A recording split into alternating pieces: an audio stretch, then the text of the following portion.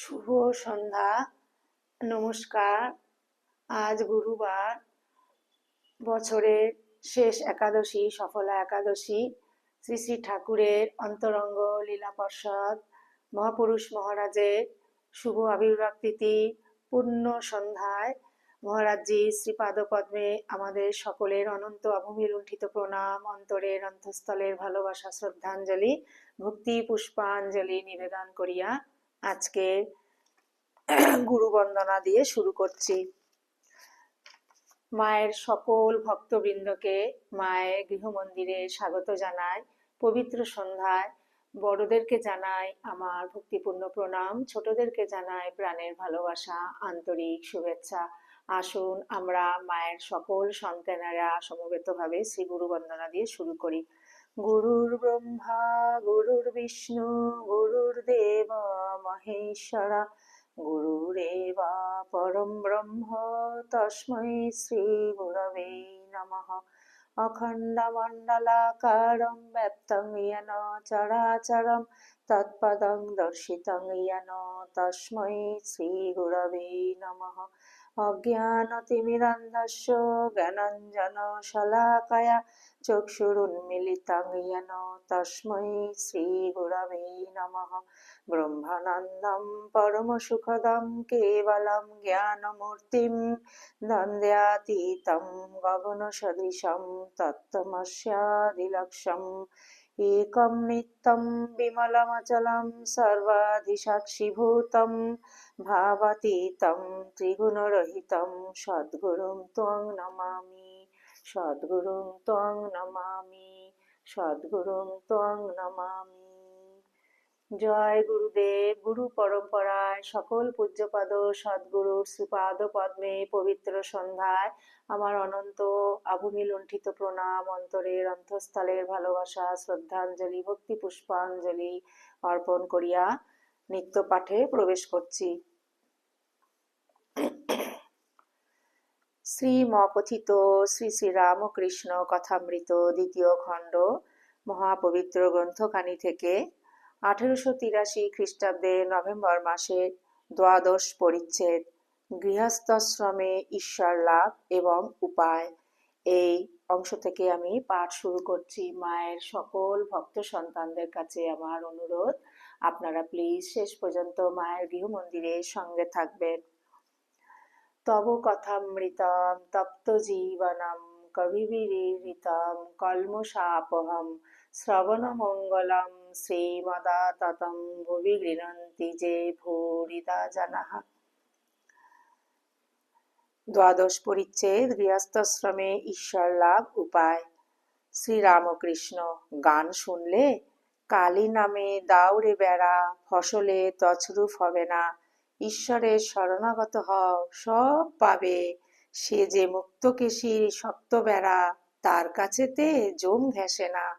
শক্ত বেড়া, তাকে যদি লাভ করতে পারো, সংসার অসার বলে বোধ হবে না।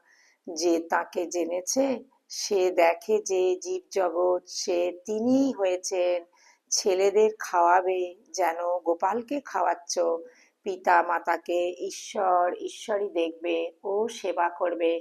তাকে জেনে সংসার করলে বিবাহিতা স্ত্রীর সঙ্গে প্রায় ঐহিক সম্বন্ধ থাকে না। দুজনেই ভক্ত, কেবল ঈশ্বরের কথা কয়, ঈশ্বরের প্রসঙ্গ লয়ে থাকে। ভক্তের সেবা করে, সর্বভূতে তিনি আছেন, তার সেবা দুজনে করে। প্রতিবেশী মহাশয়, এরূপ স্ত্রী পুরুষ তো দেখা যায় না। শ্রীরামকৃষ্ণ। আছে, অতি বিরল।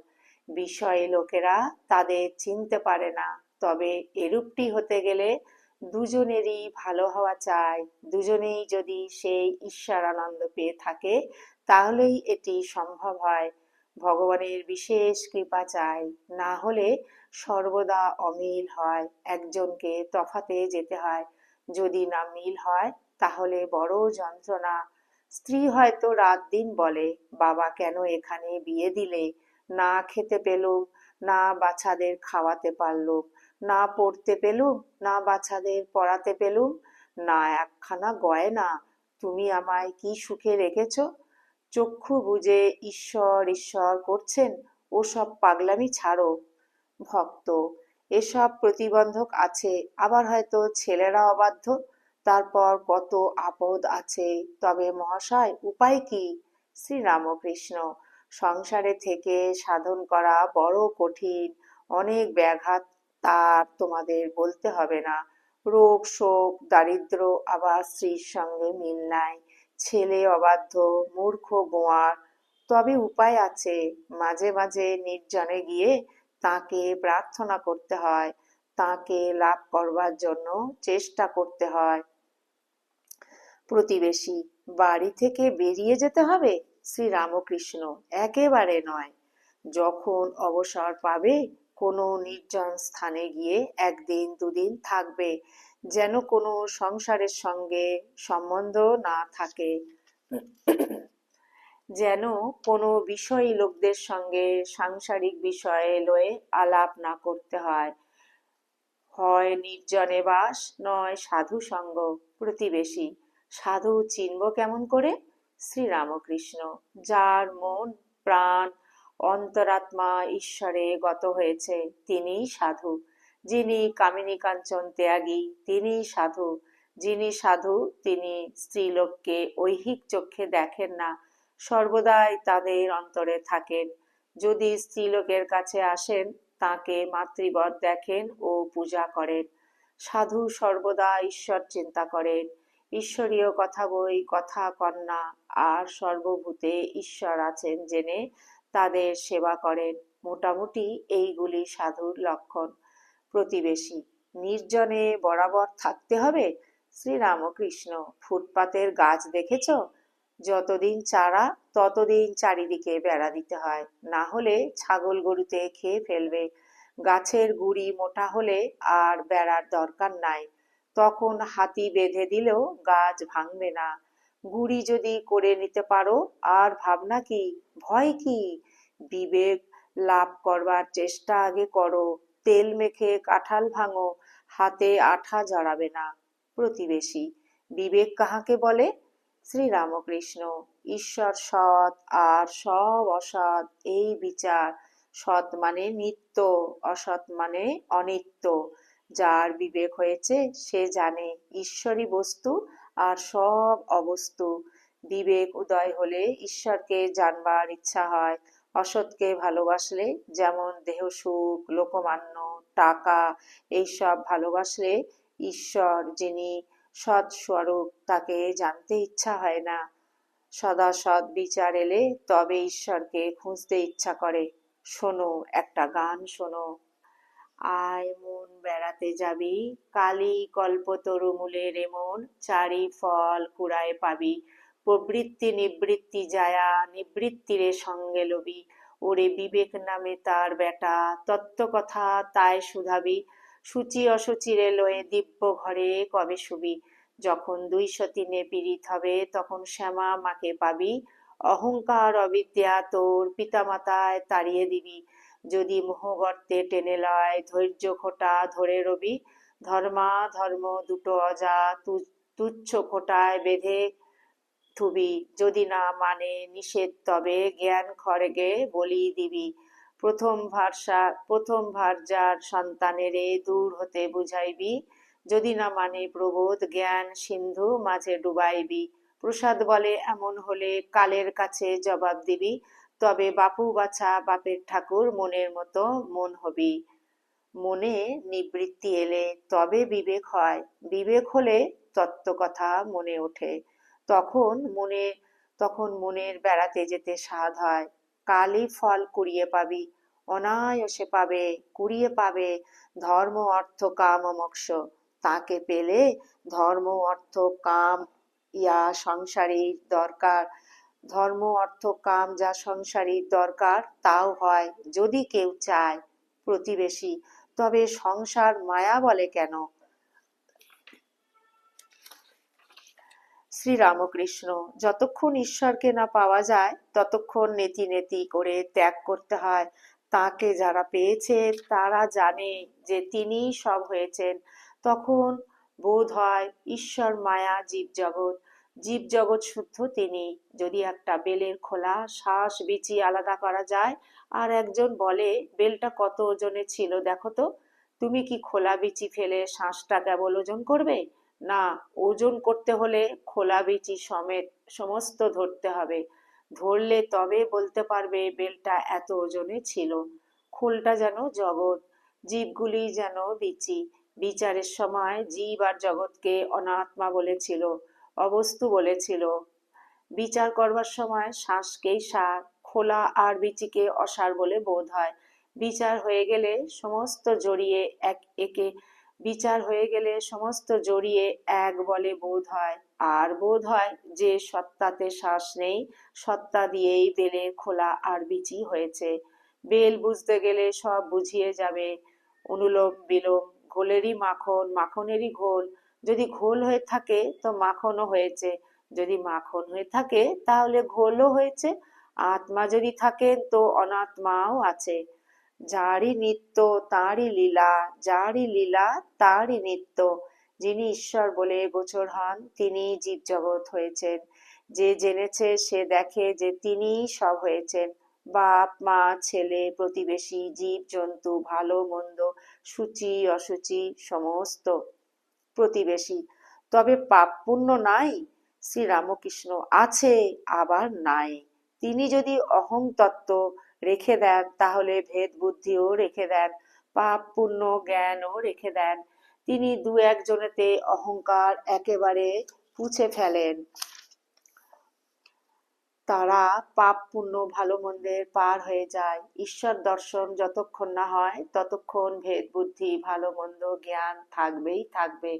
তুমি মুখে বলতে পারো আমার পাপ পুণ্য সমান হয়ে গেছে, তিনি যেমন করাচ্ছেন তেমনি করছি, কিন্তু অন্তরে জানো যে ও সব কথা মাত্র।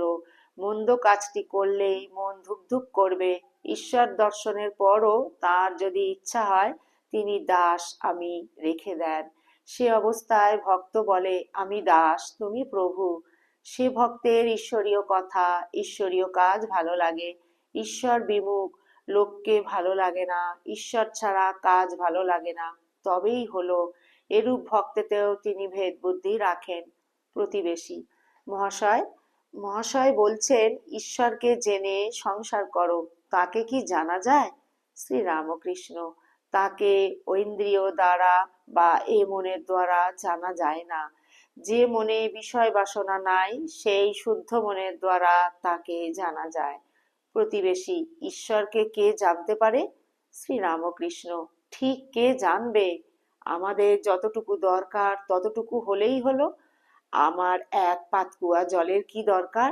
এক ঘটি হলেই খুব হলো। চিনির পাহাড়ের কাছে একটা পিঁপড়ে গিয়েছিল, তার সব পাহাড়টার কি দরকার? একটা দুটো দানা খেলেই হেউ ঢেউ হয়। প্রতিবেশী আমাদের যে বিকার এক ঘটি জলে হয় কই? ইচ্ছা করে ঈশ্বরকে সব বুঝে ফেলি।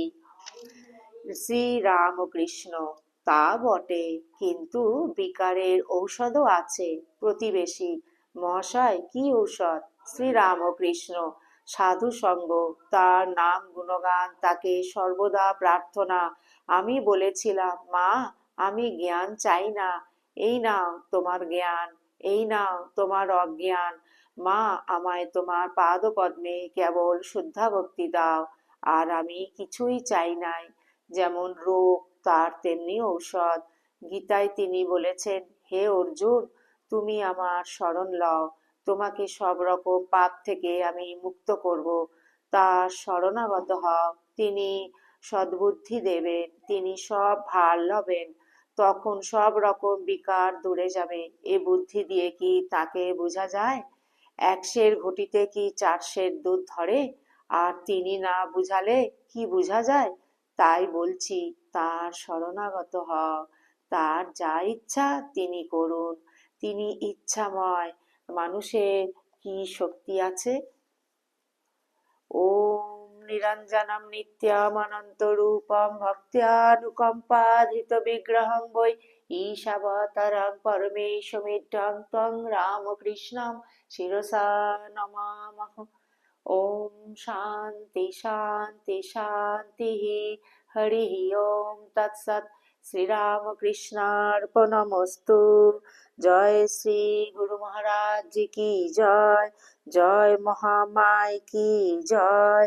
জয় স্বামীজি মহারাজ জি কি জয়।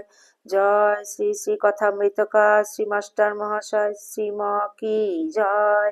জয় গঙ্গা মায় কি জয়। পবিত্র সন্ধ্যায় শ্রীম কথিত শ্রী শ্রী রামকৃষ্ণ কথামৃত পবিত্র গ্রন্থখানি আজ এই পর্যন্তই।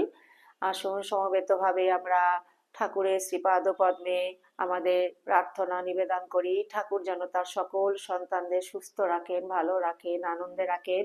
ঠাকুরের আশীর্বাদ তার সকল সন্তানদের উপর অঝোর ধারায় বর্ষিত হোক। তার সকল সন্তানদের নিজ নিজ সাধন জীবন ঠাকুর যেন সদা সর্বদা সর্বত্র রক্ষা করেন। ঠাকুরকে যেন আমরা অন্তর থেকে অন্তরের অন্তঃস্থল থেকে যেন আমরা ভালোবাসতে পারি। সর্বদা যেন ঠাকুরের পাদ পদ্মে আমরা মনটিকে ফেলে রাখতে পারি। এই পবিত্র সন্ধ্যায় আজ আমাদের সমবেত প্রার্থনাটি শ্রী শ্রী ঠাকুরের পাদ পদ্মে আমরা নিবেদন করিলাম। আপনারা সবাই ঠাকুরের অসীম কৃপায় খুব ভালো থাকবেন, সুস্থ থাকবেন, আনন্দে থাকবেন। আপনাদের সকলের মঙ্গল প্রার্থনা করি। ঠাকুরের শ্রীপাদ পদ্মে ব্যাকুল প্রার্থনা জানাই। ঠাকুরের শ্রী শ্রী অন্তরঙ্গ লীলা পার্ষদ পরম পূজ্যপদ শ্রীমৎ স্বামী শিবানন্দজি মহারাজের শ্রীপাদ শুভ আবির্ভাব তিথি মহারাজজি শ্রীপাদ পদ্মে আমরা এই পবিত্র সন্ধ্যায় আমরা অনন্ত অবমিলুণ্ঠিত প্রণাম, অন্তরের অন্তঃস্থলের ভালোবাসা, শ্রদ্ধাঞ্জলি, ভক্তি পুষ্পাঞ্জলি নিবেদন করিলাম। এই পবিত্র সন্ধ্যায় শ্রী শ্রী রামকৃষ্ণ কথামৃত এই ভিডিওটি আজকে আমি এখানেই পরিসমাপ্তি করছি। পরবর্তী অন্য আরেকটি ভিডিও নিয়ে আপনাদের সামনে উপস্থিত হব। যদি আপনাদের এই নিত্য কথামৃতের অনুধ্যান ভালো লেগে থাকে, সকল ভক্তবৃন্দের কাছে করজোড়ে অনুরোধ, আপনারা প্লিজ চ্যানেলটিকে সাবস্ক্রাইব করে সদা সর্বদা মায়ের গৃহ মন্দিরের পাশে থাকবেন। গুরুদেব ঠাকুর মা স্বামীজিকে শুভরাত্রি জানিয়ে মায়ের সকল ভক্ত সন্তানদের জানাই শুভরাত্রি। জয়তু জয়তু জয়তু শ্রী শ্রী রামকৃষ্ণ শরণম শরণ্যে। হে প্রভু, তোমার সকল সন্তানদের সদা রক্ষা করিও ঠাকুর।